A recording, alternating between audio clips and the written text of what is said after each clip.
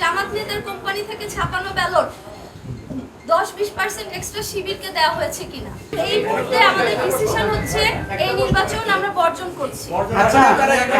Press briefing এর মাধ্যমে আমরা এই প্রশ্নের নির্বাচন বর্জন করলাম। আপনাদের সকল প্রশ্নের উত্তর দাবি করছে না কেন যে তারা হচ্ছে ছাত্রলীগ। আমরা দেখেছি যে ফজিলাতুন্নেসা হলের ফ্লোরের মধ্যে ব্যালটগুলো পড়েছিল।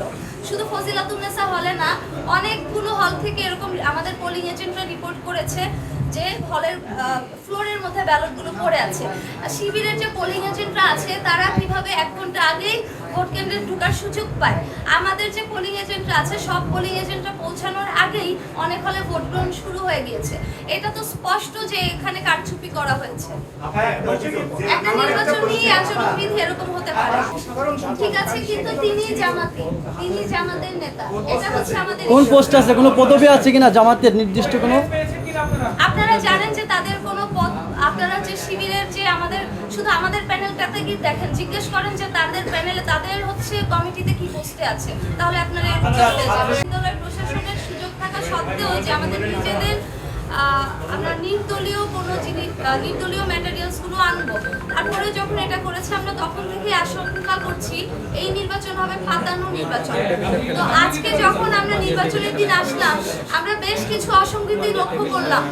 একে একে আমি পয়েন্টগুলো বলছি। প্রথমত, কোনো হলে এমন কালি দেওয়া হয়নি যেটা অ্যাকচুয়ালি ইলেকশনে দেওয়া হয়। প্রত্যেকটা হলের যে কালিগুলো দেওয়া হয়েছে ভোটের পর সেগুলো মুছে গিয়েছে। আপনারা দেখবেন আমাদের কারো আঙুলে কালি নেই, আমরা কিন্তু ভোট দিয়েছি। তারপরে তাজউদ্দিন হলে আমাদের ভিপি প্রার্থীকে ঢুকতে দেওয়া হয়নি এবং তার সাথে প্রচুর মিসবিহেভিয়ার করা হয়েছে।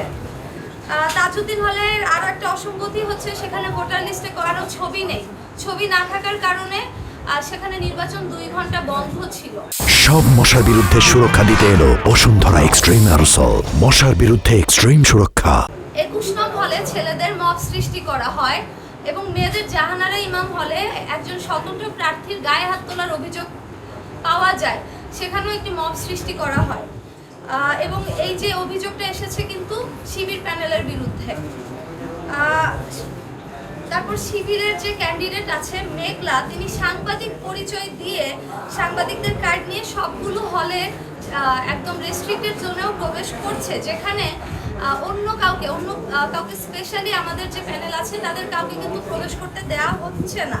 শিবির নেত্রী মেঘলাকে বাধা দেওয়া হয়নি। এক্ষেত্রে প্রশাসন নিরপেক্ষতা হারিয়েছে। অভিযোগ এসেছে যে মেঘলার কারচুপির কারণে একটি হলে ভোট গ্রহণ বন্ধ হয়েছে। ডেইলি সমকালে এই নিউজ এসেছে।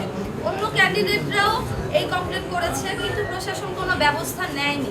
তারপরে আপনারা জানেন যে আমরা যে আশঙ্কার কারণে জামাত নেতার সরবরাহকৃত ওএমআর মেশিন চাইনি, সাধারণ শিক্ষার্থীরা এবং আমরা সবাই মিলে প্রশ্ন তুলেছিলাম এটা বন্ধ করতে হবে এবং প্রশাসন বন্ধ করেছিল, সেই একই জামাত নেতার ব্যালট দিয়ে নির্বাচন কিন্তু গ্রহণ করা হচ্ছে। এরই পরিপ্রেক্ষিতে আমরা দেখেছি একটি হলে যে ব্যালট পেপার আছে সেই ব্যালট পেপারের মধ্যে কার্যকরী সদস্যদের 3 জন ভোট দেওয়ার কথা, কিন্তু সেখানে লেখা আছে একজনকে ভোট দিন। তাহলে এই ব্যালট পেপারের মধ্যে পার্থক্যটা কেন থাকবে যদি ব্যালট পেপারে কোনো অসঙ্গতি না থাকে? সব হলে আমাদের যে পোলিং এজেন্ট আছে তাদেরকে থাকতে দেওয়া হয়নি, কিন্তু আমরা দেখেছি সকাল 8টা থেকে শিবিরের যে পোলিং এজেন্ট আছে তাদেরকে কিন্তু নির্বিঘ্নে প্রবেশ করতে দেওয়া হয়েছে। শিবিরের ভিপি প্রার্থী প্রশ্ন তুলেছে ইউনিভার্সিটি কেন 10% এক্সট্রা ব্যালট পেপার ছেপেছে। আমাদের প্রশ্ন, জামাত নেতার কোম্পানি থেকে ছাপানো ব্যালট 10-20% এক্সট্রা শিবিরকে দেওয়া হয়েছে কিনা। হলগুলোতে আমাদের প্রার্থী ও এজেন্টদের যে বাধা দেওয়া হয়েছে ওই জাল ব্যালট দিয়ে ভোট কাস্ট করা হয়েছে কিনা। আমরা লক্ষ্য করেছি মেয়েদের হলগুলোতে আইডি কার্ড চেঞ্জ করে করে একই মেয়ে বারবার ভোট দিতে গিয়েছে, কিন্তু প্রশাসন সেক্ষেত্রে নীরব থেকেছে।